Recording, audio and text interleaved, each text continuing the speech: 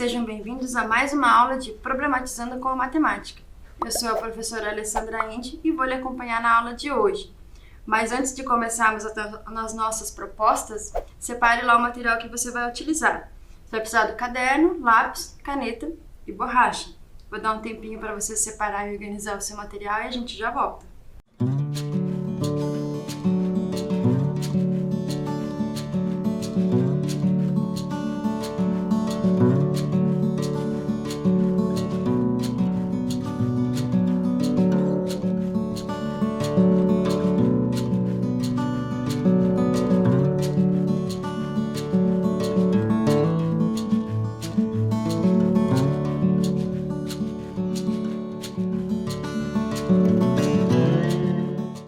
E aí, separou lá o seu material? Não esquece de anotar a data de hoje e o número da aula, certo? Então vamos lá para a nossa primeira proposta. Nossa primeira proposta, ela diz o seguinte: a Silvia desenhou 3 formas constituídas por hexágonos, tal como é apresentado na figura. Ela continuou a desenhar repetindo o mesmo processo. Quantos hexágonos terá a quinta figura? Então, observe aqui, que cada uma dessas imagens ela é composta por hexágonos, né? Lembrando que hexágonos é um polígono, né, regular aí de 6 lados, ou seja, cada um dos seus lados tem a mesma medida e os ângulos internos também. Então, aqui eu tenho já 3 fases dessa imagem, né? Tenho aqui com um hexágono, aqui eu tenho uma outra quantidade de hexágonos, aqui outra. Daí eu teria a quarta e ela quer saber quantos hexágonos ela vai precisar para a quinta figura, para a quinta etapa, né, desse processo. Então observe qual que é o padrão que está acontecendo da primeira para a segunda, da segunda para a terceira, para nós verificarmos quantos hexágonos vai ser necessários aí para compor a quinta imagem. Vou dar um tempo para você e a gente já volta.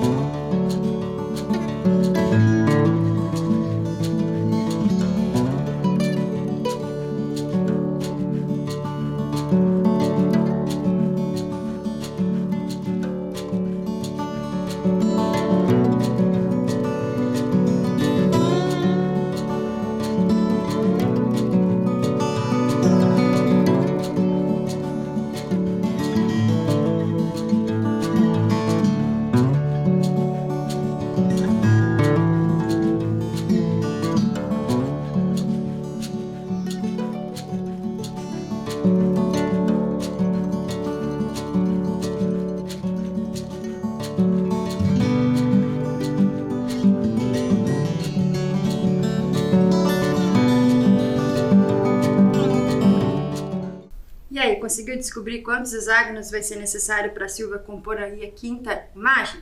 Então vamos observar lá. Tá aqui a nossa composição do modo como a gente tinha ali no enunciado.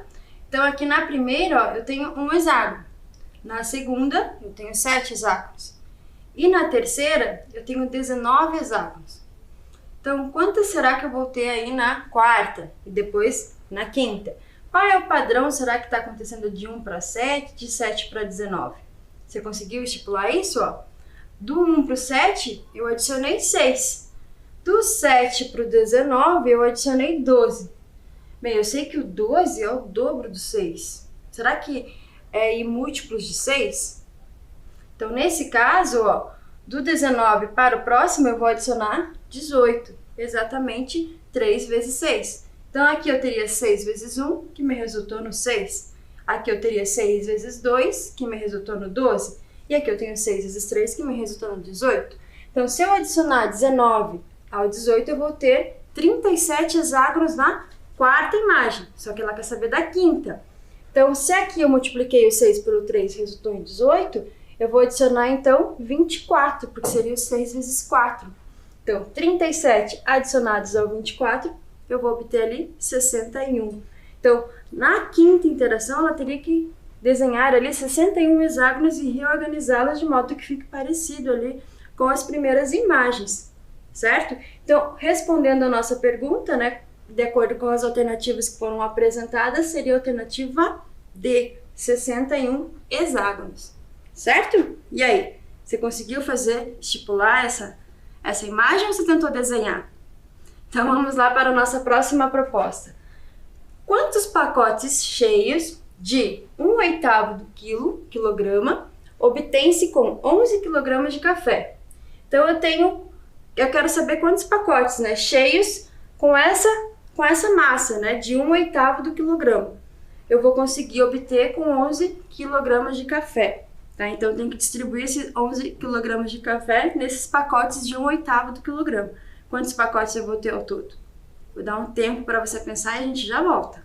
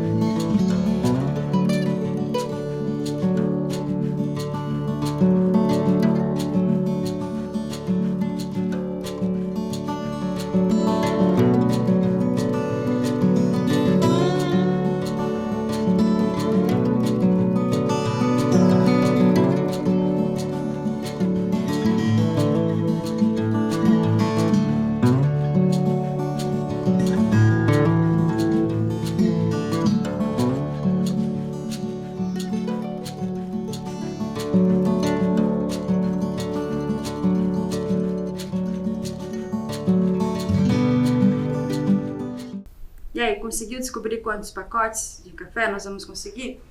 Então, observe lá, ó. 1/8, perdão, de quilograma é a mesma coisa que eu transformá-lo na sua representação decimal. Se eu dividir 1 pelo 8, eu vou ter 0,125 quilogramas de café, ou seja, 125 milésimos aí do quilo, né, do quilograma. Então, eu tenho pacotes de 0,125.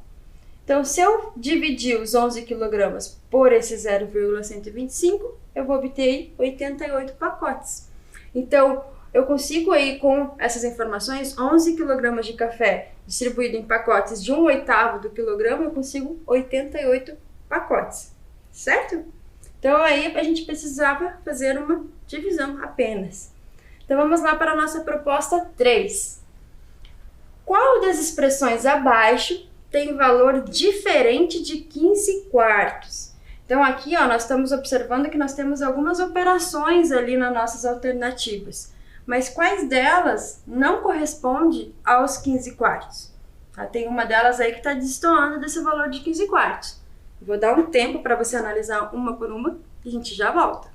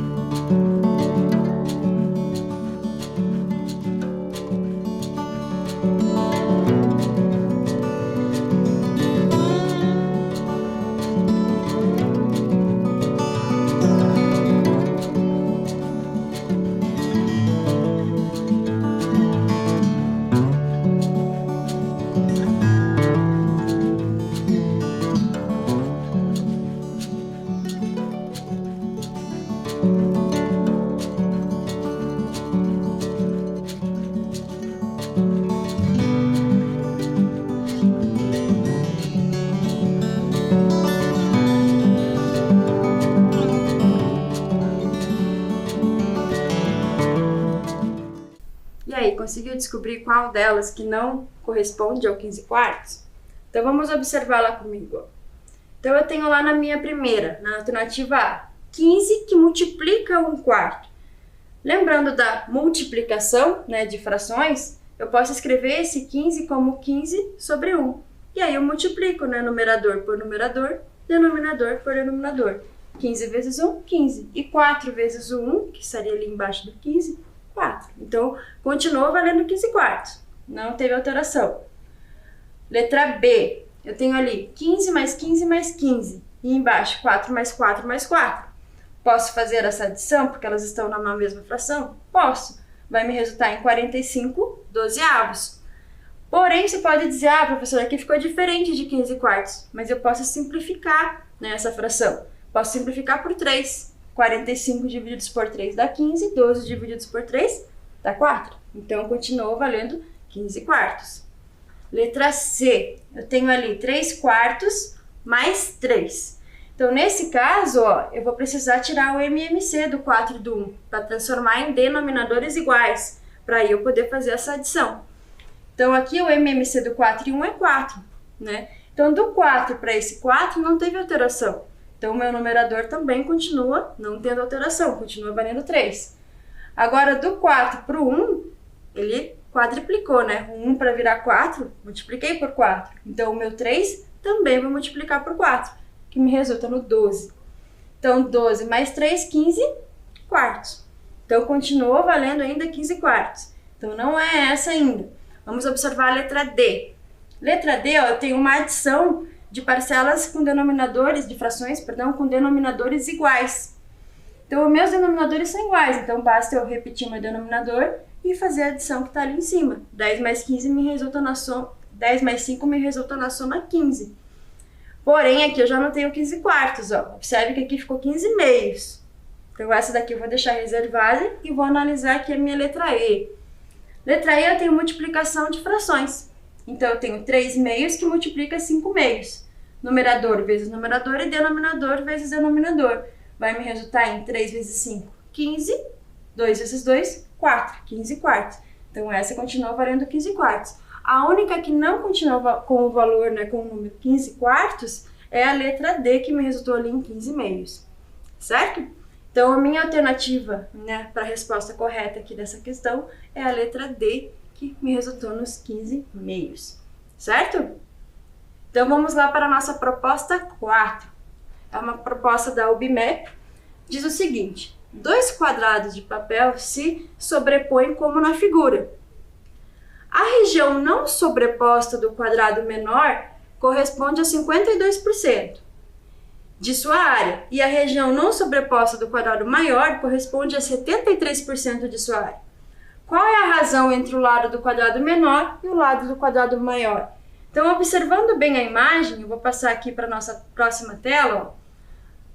Eu tenho aqui o quadrado maior, a parte que não está sobreposta, né, do quadrado rosa aqui, é essa parte aqui. Então, o que sobrou dele? 73%. Agora, do amarelo, a parte que não está sobreposta, que é essa parte que está bem destacada amarelo, corresponde a 52%. A minha pergunta é, qual é a razão do lado do quadrado menor, que eu determinei como L minúsculo, tá aqui, qual é a medida essa medida aqui do lado do quadrado menor, em razão ao quadrado do lado maior, que eu chamei de L maiúsculo aqui. Tá? Então, é essa razão que nós precisamos determinar. É isso que o enunciado está nos questionando. Tá? Qual é a razão do lado do quadrado menor e o lado do quadrado maior? Então, eu vou dar um tempinho para você determinar aí essa razão e a gente já volta.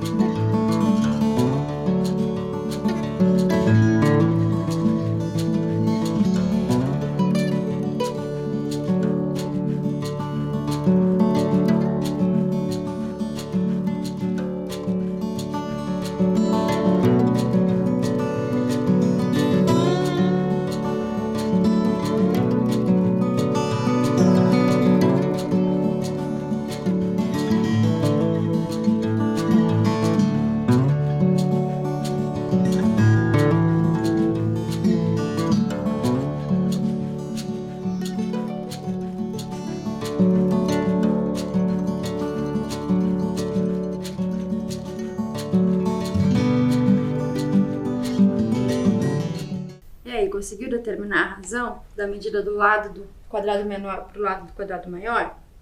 Então, vamos observar a seguinte informação. Aqui eu tenho 48%. O que é esses 48%? É o que falta para fechar os 100% do meu quadrado amarelo. Então, 48%.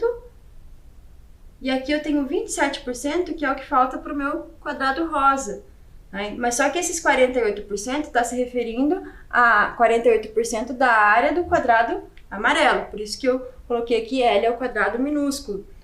E isso é a mesma coisa, corresponde à mesma coisa que 27% do quadrado rosa, né? Ou seja, a área do quadrado, coloquei como L maiúsculo, ao quadrado. Porque quando eu elevo ao quadrado, eu estou me referindo à área, não à medida do lado, certo? Todo esse percentual é referente à área, tá? Então, agora eu tenho aqui a seguinte informação. Ó. Se eu coloco esse L ao quadrado aqui maiúsculo, lá para o meu primeiro membro da equação, porque aqui eu tenho uma igualdade, né, uma equação, logicamente. Então, esse L ao quadrado, ele vem aqui dividindo. Eu já vou ter uma razão de L ao quadrado por o L maiúsculo ao quadrado. Né? Já estou chegando perto do que eu quero aqui. E aí, esse 48% vai ter que passar lá para o outro lado. Então, ficou 27 divididos por 48, 27 que estava lá, 48 que veio dividindo, porque ele estava multiplicando. E aqui no primeiro membro ficou esse L ao quadrado maiúsculo que foi dividindo. Então aqui, ó, observe aqui que eu já tenho uma razão de L ao quadrado minúsculo por L ao quadrado maiúsculo. Esse 27/48 eu posso simplificar por 3. Se eu dividir 27 por 3 eu vou ter 9, e 48 por 3 eu vou ter 16.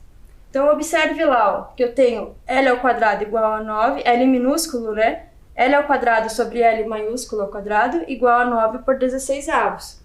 Só que eu não quero a área, eu quero a medida do lado. Não quero a razão entre as áreas. A razão entre as áreas é 9 e 16 avos. Mas eu quero a razão do lado.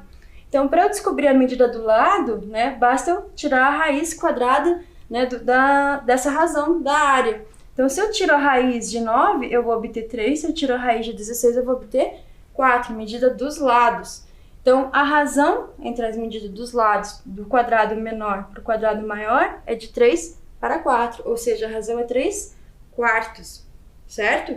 Então, cuidado, quando eu estou me referindo à área, para eu descobrir a medida do lado, notando que é um quadrado, tá? Então, sempre que eu tenho a área e quero descobrir a medida do lado, a gente extrai a raiz quadrada. Então, extraindo a raiz quadrada de 9 dá 3, a raiz quadrada de 16 deu 4. Então, a razão ali, que era a pergunta inicial, entre a medida do lado menor para a medida do lado maior, é 3/4, certo? Então, vamos lá para a nossa próxima proposta. João tinha uma quantia, que a gente não sabe quanto que é. A gente sabe só que ele gastou 35% dessa quantia e ainda ficou com R$ 97,50. Qual o valor que João tinha inicialmente?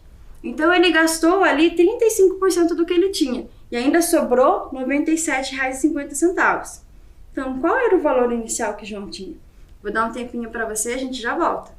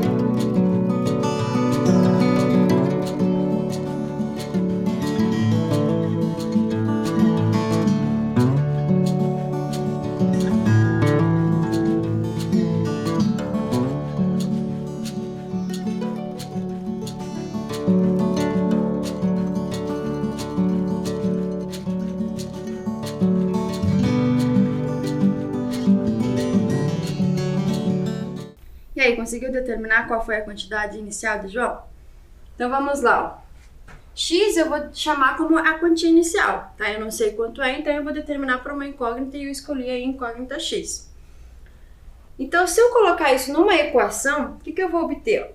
X é a quantidade inicial. Se eu subtrair os 35% de X que ele utilizou, eu vou ter ainda guardado lá R$ 97,50. Me sobra ainda R$ 97,50. Se não sobrasse nada, eu já saberia, né, que ele gastou todo o valor dele ali. Então, eu já saberia quanto que ele tinha. Mas nesse caso, eu não sei. Então, vamos lá. Eu posso transformar esse percentual 35% no número decimal, né? Porque 35% é uma fração de 35 sobre 100. Se eu divido 35 por 100, eu obtenho o número decimal 0,35, que não deixa de ser 35 centésimos, certo? Então, agora eu tenho 1 inteiro de x subtraído de 35 centésimos de x. Então, 1 menos 0,35 me resulta em 0,65, ou seja, 65 centésimos de x. Isso é igual ainda aos R$ 97,50.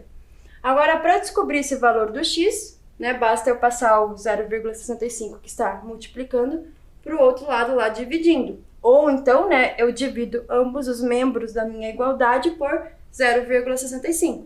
Então, eu vou obter aqui, ó, x igual R$ 97,50 divididos por 0,65. E isso me dá R$ 150. Então, inicialmente, João tinha lá R$ 150. Gastando os 35%, ele fica com R$ 97,50. Ou seja, se 35% é R$ 97,50, quanto que corresponde ao restante?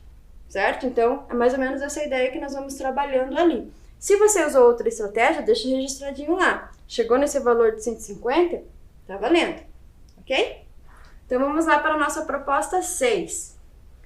3/5 de um número adicionados a metade, a 1/2, é igual a 2/3 desse mesmo número. Por que eu corrigi a minha fala aqui? Ó? Vou ler de novo a sentença. 3/5 de um número adicionados a 1/2 é igual a 2/3 desse mesmo número. Então, esse 1/2 aqui não é o meio do número, tá? É só um número meio, né? Significa metade, meio, mas para essa leitura aqui, acho que o meio não conduz a gente, né, a colocar ali ao meio desse número, tá? Então, que número será que é esse? Eu sei qual é o número? Então, pensa lá qual é o número e a gente já volta.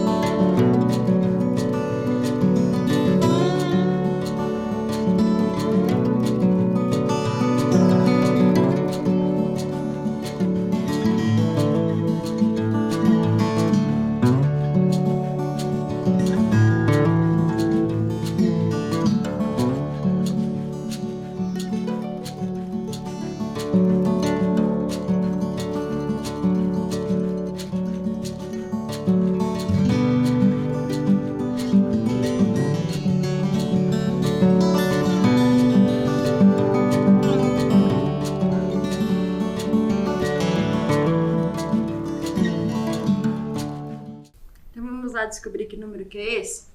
Então eu tenho ali, ó, 3/5 de um número. Como eu não sei qual é o número, determinei por uma incógnita x. Então 3/5 de x adicionados a 1/2 me resulta em 2/3 desse mesmo número. Então 2/3 de x, que é um número que a gente está querendo determinar qual é. Então aqui eu montei uma equação, certo?